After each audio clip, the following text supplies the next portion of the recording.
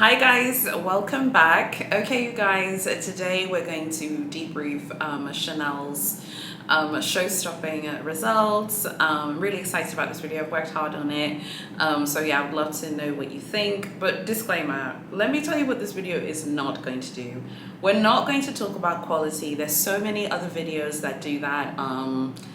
I don't know, I feel like after a while it just kind of becomes like the same video and stuff. I hope that you're not offended. I'm not really going to focus on that. I would love to hear your comments and opinions and stuff, but I want to focus more on the business side, like what's going on business wise, because obviously people complain about Chanel's quality all day.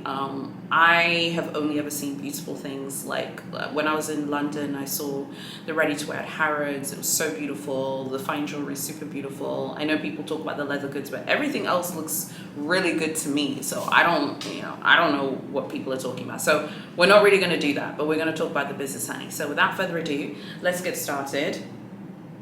Chanel has been doing big things. So basically, Chanel in 2022 did 17.2 billion US dollars. By the way, Chanel is actually headquartered in London. I believe it's at New Bond Street.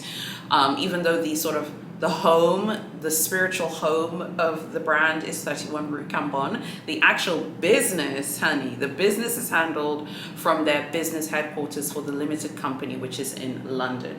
So 17.2 billion dollars, and it's up 17% it's up from 17% from last year. I think last year they did like 15 billion, something like that.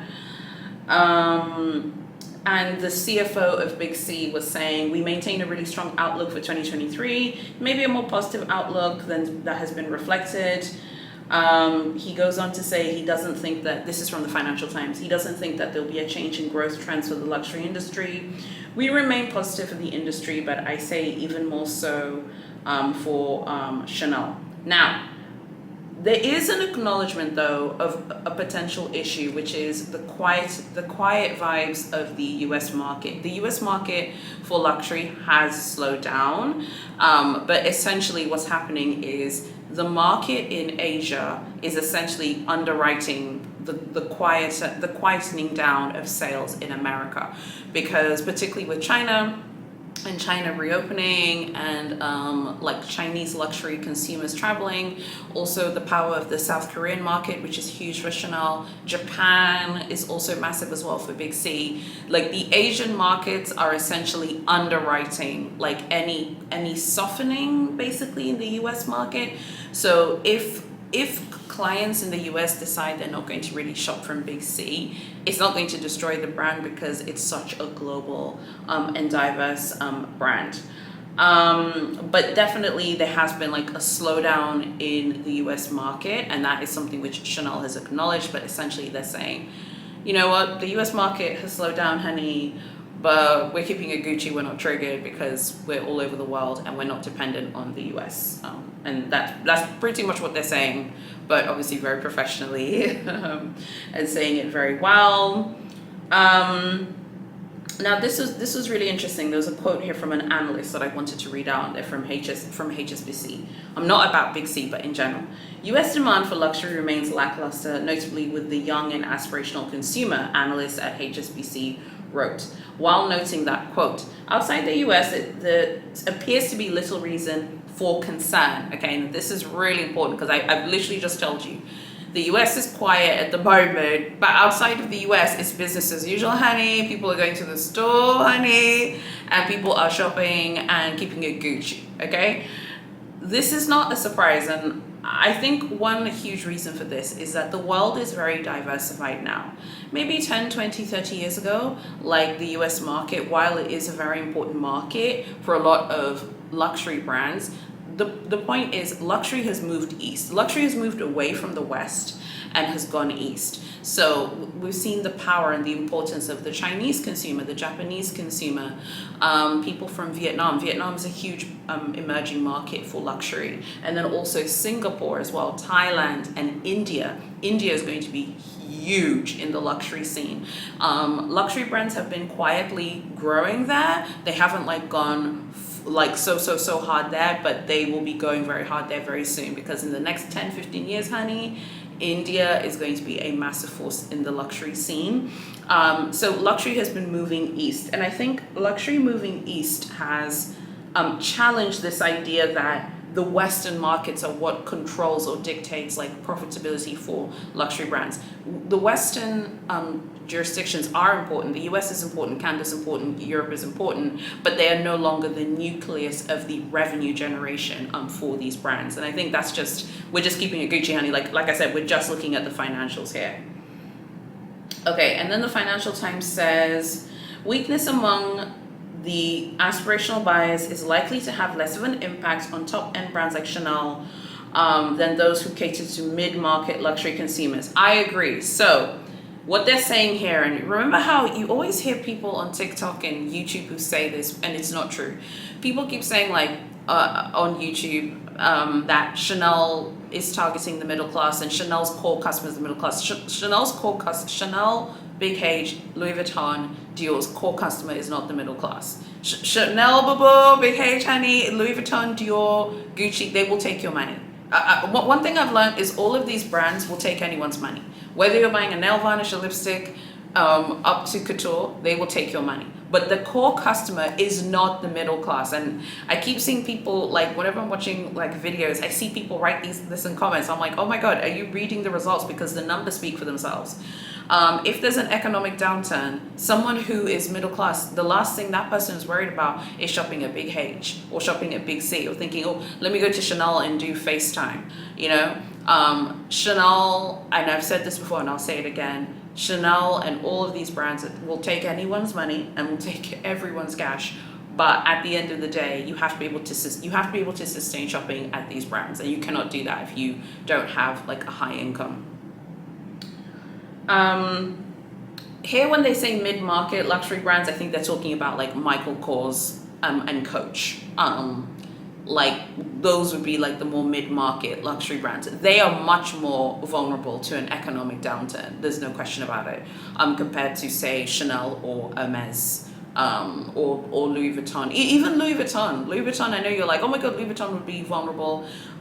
Really? I mean, Canvas has been demoted so much now, and they've been promoting their leather bags, which are honestly they're quite pricey in their own right. They're quite pricey. So I mean, would they really be susceptible? I don't know. Maybe 10, 20 years ago, but not now. Maybe 2008 when that financial crisis happened, they would have been, but I don't know about now, because I feel like now Louis Vuitton has really like made themselves very exclusive. Half of the house's revenue growth last year was due to price increases, the company said. Okay, now this is something else I want to talk about, because you always see this, again, like people say these things like in videos and blogs and stuff, will be like, oh, they're only making this money because they've increased the prices. Well, so what?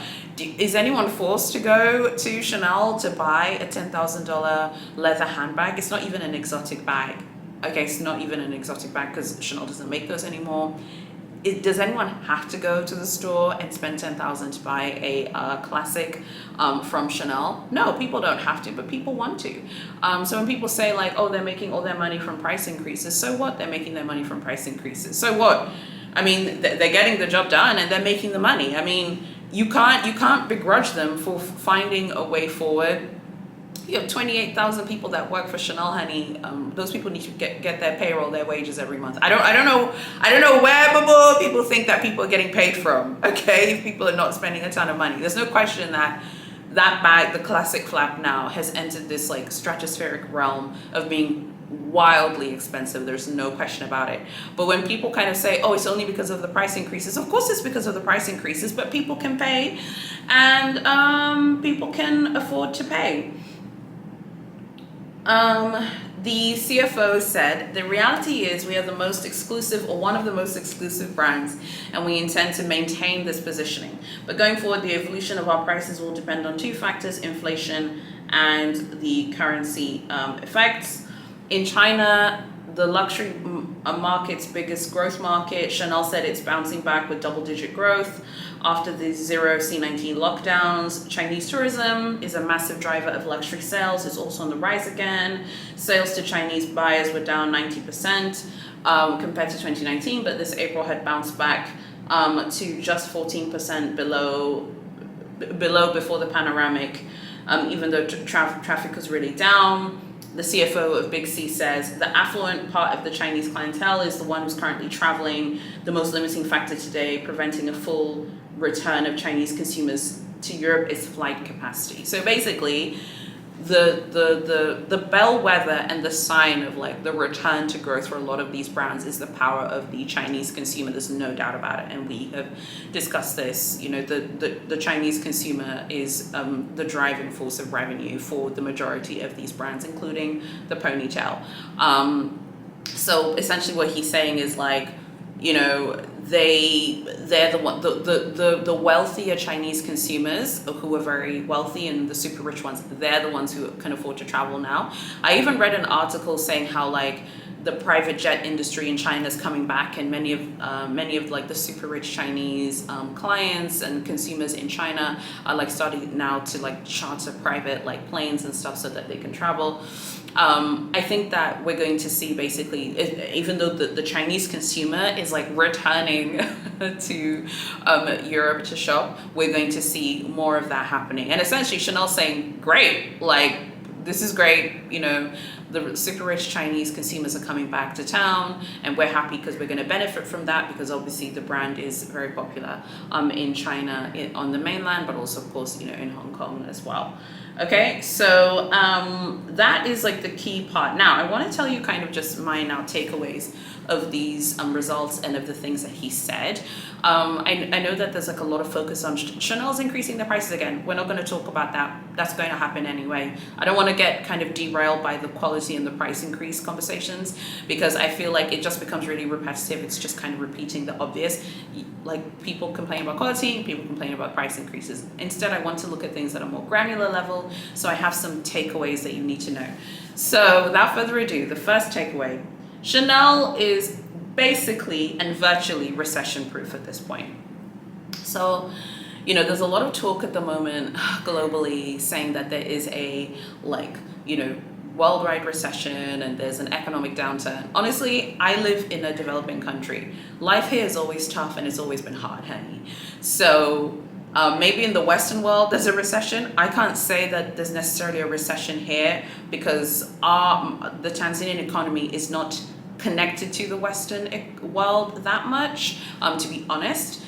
People here keep it Gucci and people here just get on with their lives, and people are going out drinking, living life and being merry and being happy here. So I can't really say that for my country, but definitely things which I've been reading about what's going on in America, in Canada, and in European countries about the cost of living crisis. There's definitely stuff going on there. But essentially, Chanel is basically recession proof. And that is what I think is going on here. I know it's a bold thing to say. I'll see you next May to see if I'm right. Last year, I said that Big C was going to be fine. I had people coming for me in comments like, oh, that's not true. Chanel's done, honey. She's done this year. They're going to have a decrease in sales. They didn't have a decrease in sales. They increased sales to $17 billion. They're second only to Louis Vuitton in sales. Chanel is, basically and virtually recession proof.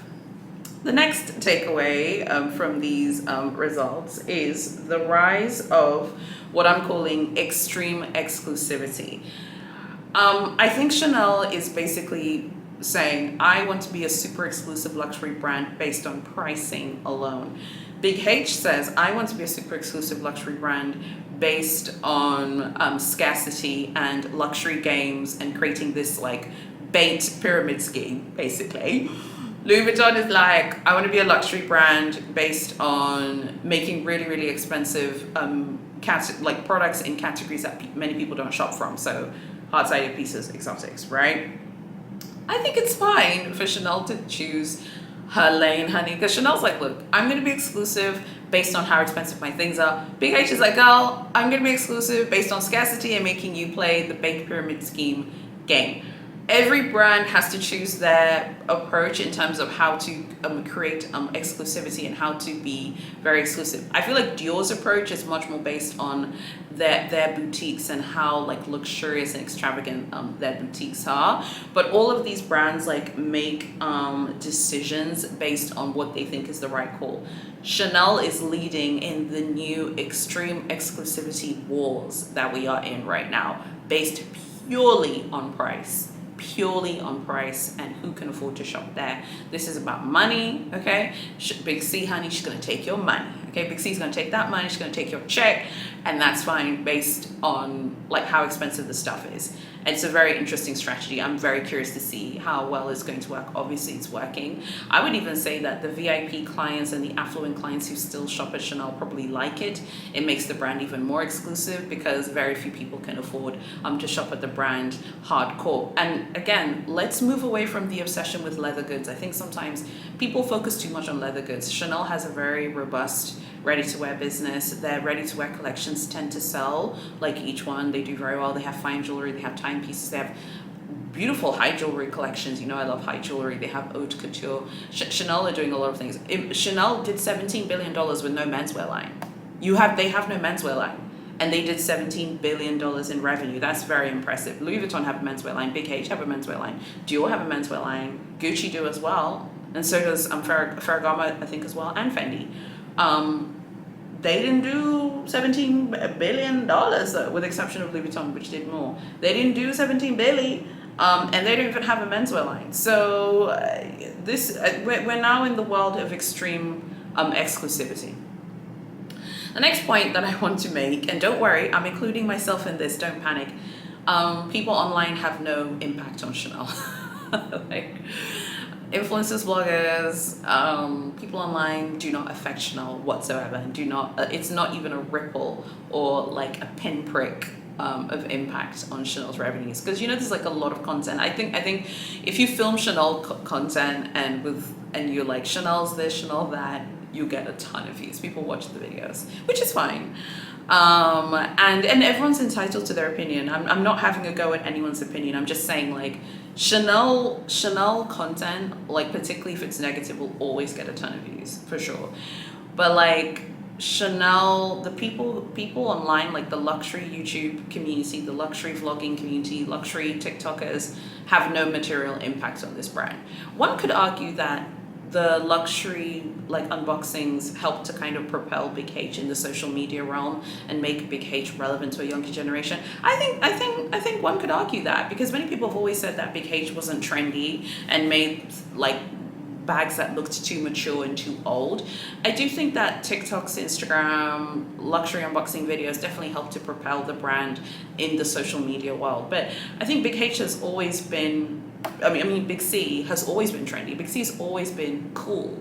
Like, it's always had that cool factor. They release so many collections. They do haute couture, they do cruise, they have, swimwear capsule, they have their winter sports, capsule. The online critique that the brand gets has no impact on the bottom line of the brand. It's just, that's a fact. Look at the results, the numbers don't lie. And don't worry, I'm including myself in that. I'm not impacting Big C whatsoever, honey, and that's fine. I just enjoy discussing the business part of it, so I just wanted to give my thoughts. Okay, the next point that I have is that the leather goods of Chanel are just props to advertise the brand to affluent clients who to buy other items. Quality is not a consideration, because they're just making the leather goods to advertise the brand to the people who they want to buy ready-to-wear, fine jewelry, timepieces, high jewelry, and haute couture. It's just a means to an end. I've always said that Chanel bags and Chanel leather goods, they're like toys. And I still mean that. They are toys. They're just meant to be consumed, enjoyed for a season, played with, and then the next season you get more toys to play with. Toys are fun. Who doesn't love toys? And before anyone has a moan, how come the lads have their toys? The lads have Lamborghinis and Ferraris. You should see these car YouTubers and these car vloggers. They buy a new Lambo, a new Ferrari, a new Porsche, a new Benz every single month. Okay, the boys have their toys, honey, and the girls have their toys too. I think that these bags are toys. That these leather goods have become toys. Externally, they're toys, but I think for Chanel, they're just props to advertise the brand to their target consumer, who they want to buy ready-to-wear fine jewelry and haute couture, and everything else. So they're just props at this point. That's why I was saying, like, the kind of focus on the quality debate. I think sometimes it's just kind of like people get so people really get really like worked up about it. But at the end of the day, Chanel doesn't care, because they don't feel like their leather goods need to be like Hermes quality. And that's fine. Every brand makes the decision that works with them, and every consumer has the right to decide whether they're going to shop at the brand or not. The next point that I wanted to make, and this is a really important one, and this is probably the most important point, and it's the final point that I'm making, is it's easier to target more affluent people who can afford to shop every month or every quarter or every season, versus targeting the sort of mass market aspirational consumer, because essentially the affluent people can withstand the economic the affluent people can withstand the economic ups and downs essentially that are coming. As like what the Financial Times said, like Chanel is not as vulnerable as maybe say another brands which would be vulnerable in America to a US downturn would definitely be Coach, definitely be Tory Burch, and Michael Kors. And this is not to say that those three brands are not nice. By the way, I've seen a really cute bag, a Coach that I like, and I might go look for it when I go to South Africa. It's super cute. I won't tell you which one it is though. That's not to say that those three brands are not wonderful and they're not fantastic, but they are definitely mid-market, and they are priced in that mid-market. They're not ultra luxury brands, that's for sure, because the pricing isn't there. It just isn't there, and that's not like me being a hater or anything. It's just stating this point. The affluent clients are essentially the ones who can continue to shop, they can continue to shop. I see this all the time when people say, in particularly in Facebook groups for Chanel, and also say on comments for videos, people say, I can afford to shop at Chanel, but I don't want to shop there because I don't like what they're doing. Chanel doesn't care. Okay, let's be clear, boo-boo. If there's one brand that does not care, I can afford to shop there, but I'm not shopping. If you're not shopping there, they don't care. Which to me seems fair. Another thing to note is it's so much easier to market to people who have more money. I mean, this is basic common sense. Even in my business, like we've increased the prices for one of my e-commerce businesses. We've increased the prices, and now we're just targeting people here who are much more affluent than the previous customer segment that we were targeting. And it's much easier on my sales team, it's easier on everyone to target people who have more money. So you can't blame them for wanting to serve people who have more money. They obviously see something in their numbers that say the affluent customers are basically spending more and are more loyal and therefore more profitable than the people who are maybe more on the they're maybe just like, I don't know, like maybe they're not spending like as much, and maybe they're not buying ready to wear, fine jewelry, watches. Chanel is really proud of their watches. I did do a preview of the Interstellar collection. Those watches were made beautifully, and there's so much work and effort and energy and thought went into the timepieces. Big C's not worried about no leather handbag and giving it time, energy, and thought. They want you to buy those timepieces, which are, £20,000, £80,000, £50,000. Like, they want you to buy those timepieces. They don't want you to kind of like be like, oh, I'm going to go buy a leather handbag. Another thing which I think is super important to acknowledge from the results of Chanel, Chanel wants clients who are going to shop across a wide range of categories. If you think about it, a business that only targets people who buy handbags, that's not a business that's going to survive. And a luxury label cannot survive only selling one category of items. There'll be some of you who'll be like, well, I don't like Chanel's clothing, I don't like Chanel's fine jewelry, I don't like Chanel's, like their watches or their high jewelry or their haute couture. And the high jewelry and haute couture, all of that starts at like $100,000, €100,000 a year anyway. So those are like VIP segmented products. Like, you might be like, okay, well, I don't. Well, if you are not going to show the loyalty in other categories, Chanel is basically saying they're going to price increase people out of this brand. That is what Chanel is basically saying. The people who can maintain their spending at Chanel can still shop at Chanel if they shop with other categories, because there'll be other categories that are not going to be priced out, like fine jewelry. I don't see them doing massive increases for fine jewelry. They want people to buy fine jewelry, so why would you do these like huge massive increases? With leather goods, they are very profitable for them, but so is the beauty range. And Chanel's beauty products are priced, for a luxury brand, I think their beauty products are priced quite well. Obviously, like, there are people who just buy Chanel's beauty products who don't buy anything else, that's fine. I think that the key thing to understand here is they want people to shop through a wide range of categories, particularly in the fashion side of things. Like, if you're not going to buy the clothes, you're not going to buy the fine jewelry, you're only interested in the leather goods, I don't feel like the suits at Big C see you as a loyal client. And that's just kind of my reading of the whole thing. I hope no one is offended. I'm not making a personal attack against anyone. I'm not saying I'm important at Chanel. I'm sure Chanel doesn't care what I think about anything, which is fine. I don't care that they don't care either. Okay, this is my YouTube channel. I'm going to film the content that I want to film. But I think that is basically where we're going. And honestly, it makes business sense. Like, in my e-commerce business, when we increase the prices and now we're just targeting people who have way more money to spend, yeah, it's much easier to sell to them. Like, when we get telephone orders, we get lots of phone calls. The people who are like calling for the more expensive products, they pay faster. We literally were observing this at the office. The people with more money pay faster for things than the people who don't have as much money to spend. So I would love to just be in those meetings for Big C, where they talk about like the clients who have a lot to spend and those who don't. So what does this mean long term? What this means is, particularly for the US market, the casual shoppers for Chanel are going to be staying away from the brand and they will not be shopping at Chanel. But the VIP clients for Chanel in America will continue shopping.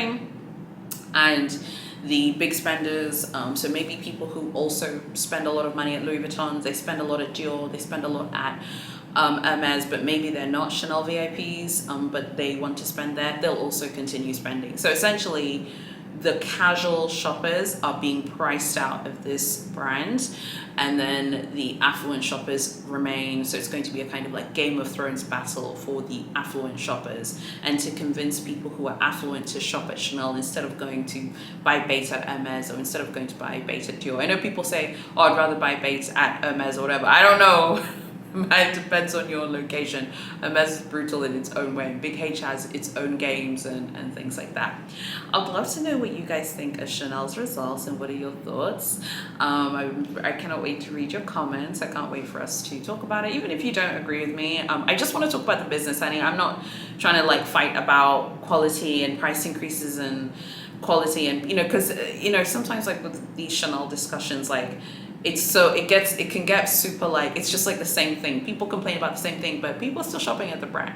If you don't want to like make Chanel popping, honey, don't go to the store. People are still going to the store, and people are still shopping and buying things. I'd love to know what you think about everything. Please make sure you like, comment, share, and subscribe to my channel. Thank you so much for watching, and I'll see you very soon in my next video.